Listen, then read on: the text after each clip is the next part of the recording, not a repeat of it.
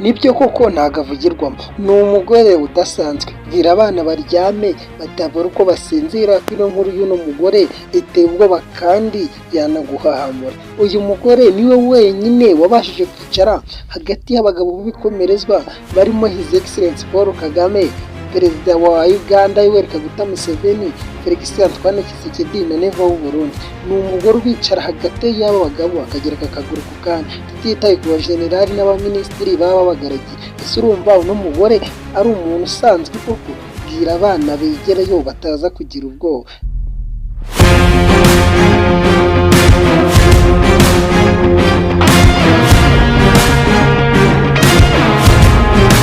Yitwa Samia Suluhu Hassan, ahora mu mwenda w'abisilamu, kandi abisilamu murabazi ntibavugirwamo. Ni umugore w'umwisilamu kuko wa nyawe. Reka nze tera gatubwire byinshi utarumva.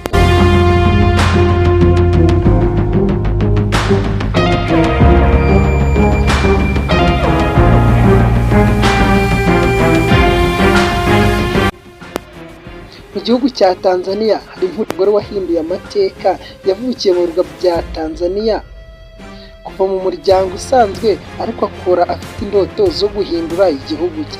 Uyu ni Samia Suluhu Hassan, umugore wa mbere wa Tanzania mu mateka no muri East Africa yose.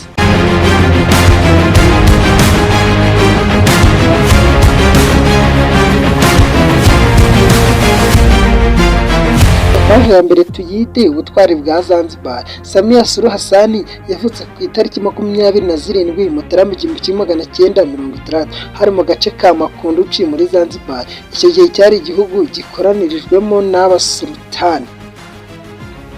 Akiri umwana yakuze mu buzima busanzwe, ariko yitaga cyane ku masomo yiwe. Nyina yamutoje indangagaciro zo gukunda abantu, gukorera igihugu no kutagira ubwoba bwo kuvuga ukuri uko abishaka. Murabizi koko yavuze ko nubwo abigaragambya bose, uko si ukuri yavuze, abigaragambya bose nibwo baba amamiliyoni, atagomba kuva ku ntebe y'uperezida. Ubu tuvugane yamaze no kurahira. Ibaze ko yanarahiye nta n'umuturage n'umwe uhari, ahubwo agaragiwe n'abasirikari, ari nabo bamukomera amashyi. Ahubwo nta nayo bamukomeraga, ahubwo yarayikomeraga.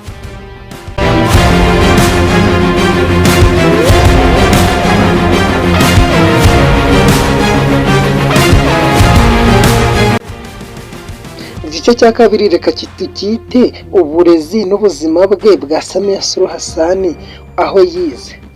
Samia Suluhu Hassan yize amashuri abanza n'ayisumbuye muri Zanzibar, hanyuma akomeza amashuri makuru muri kaminuza ya Mazumbe. Nyuma yaho yagiye kwiga mu Bwongereza muri kaminuza ya Manchester, aho yakuye ubumenyi y'imiyoborere n'iterambere ry'igihugu. Uyu mugore ntasanzwe, yiganye n'abazungu. Yongeye kugarura iwabo asubira kwiga muri Open University of Tanzania, akora impamyabumenyi y'icyiciro cya kabiri cya kaminuza ya Masters.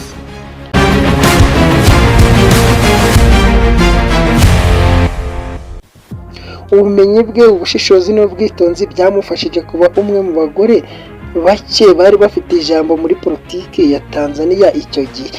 Umugore burya yatangiriye kera akiri n'umwana adasanzwe. Reka dusome paji ya 3 ku nzira ye ya politiki.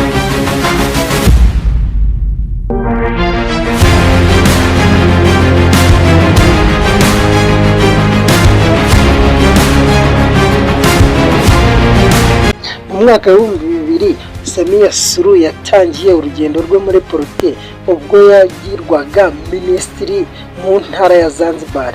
Yakoze cyane mu rwego rw'ubukerarugendo n'ishoramari, anashyira imbere guteza imbere ubukungu bw'abagore n'urubyiruko. Guhera mu mwaka wa 2010 yabaye umudepite wa Makunduchi mu nteko ishinga amategeko ya Tanzania. Mbega umugore, reka tumutinye kuko yakoze ibikorwa bidasanzwe. Mu gihe gito yigaragaje nk'umuyobozi w'umunyabwenge, utuje ariko ufite icyerekezo kigaragara buri wese, atari umunyatanzania n'umunyarwanda yari kubibona. Ibyo byatumye Perezida Jakaya Kikwete amugira minisitiri w'ibibazo by'umuryango muri Union Affairs. Aha hari mu biro bya Vice Perezida. Paji ya 4 iragira iti: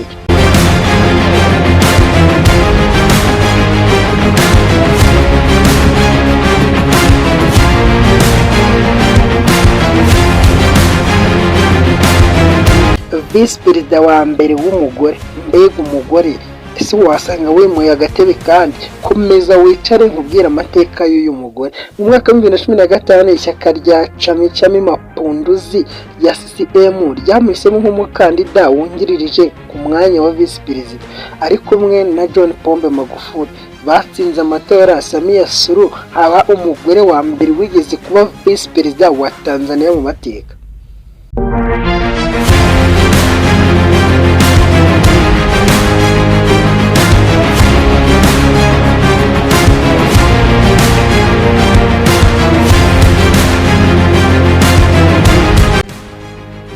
Yafatanyije na Magufuli mu bikorwa byo kubaka igihugu, ariko mu gihe Magufuli yari azwiho gukomera no guca ukubiri n'amahanga, Samia we yari azwiho ubwitonzi n'ubwumvikane. Ariko mbega umugore! Paje ya 5 iravuga ati gusimburwa kwa Magufuli hari ku itariki 17 Werurwe 2021. Inkuru itunguranye yamenyekanye ivuga ngo Perezida John Pombe Magufuli azize indwara y'umutima. Hashize iminsi 2 gusa ku itariki 19 Werurwe 2021 Samia Suluhu Hassan arahirira nka perezida wa 6 wa Tanzania.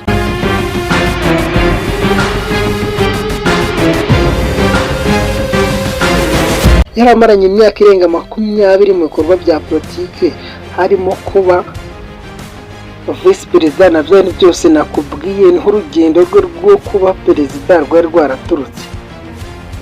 Paje ya 6 iragira iti ubu perezida bwa Madame Suluhu Hassan n'imikorere ye. Kuva yagera ku butegetsi, Samia Suluhu Hassan yashyizeho ubumwe, amahoro n'iterambere.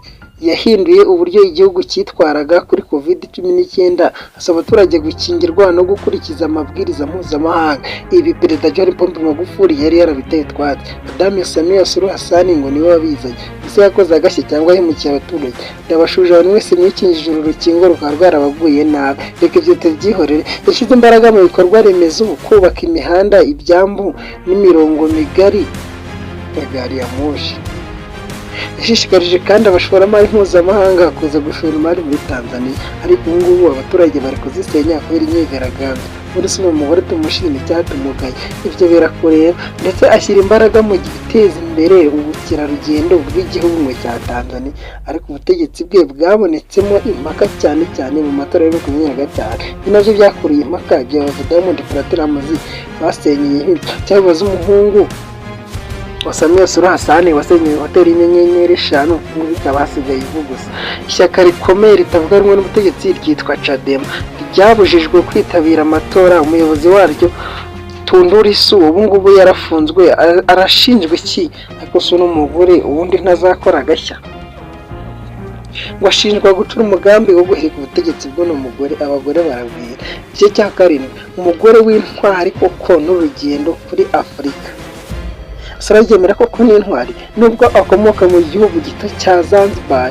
Samia Suluhu Hassan yabaye ikimenyetso cy'ubuyobozi bw'abagore muri Afurika. Bikabarabe yagaragaje ko umugore ashobora kuba umuyobozi ukomeye, utekereza neza kandi ushobora guteza imbere igihugu cya Afurika. Gusa ari kugiteza imbere n'ibyiwe ariko ibinyamakuru birabeshya we.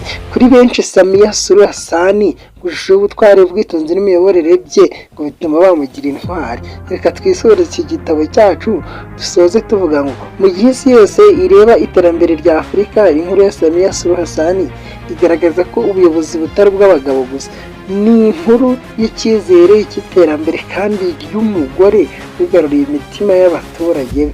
Arabeshya, ntabwo yayigaruriye ahubwo ari kuyisenya. Uyu ni Samia Suluhu Hassan, umuyobozi w'umugore washyize amateka bwa mbere muri Tanzania ku rwego mpuzamahanga.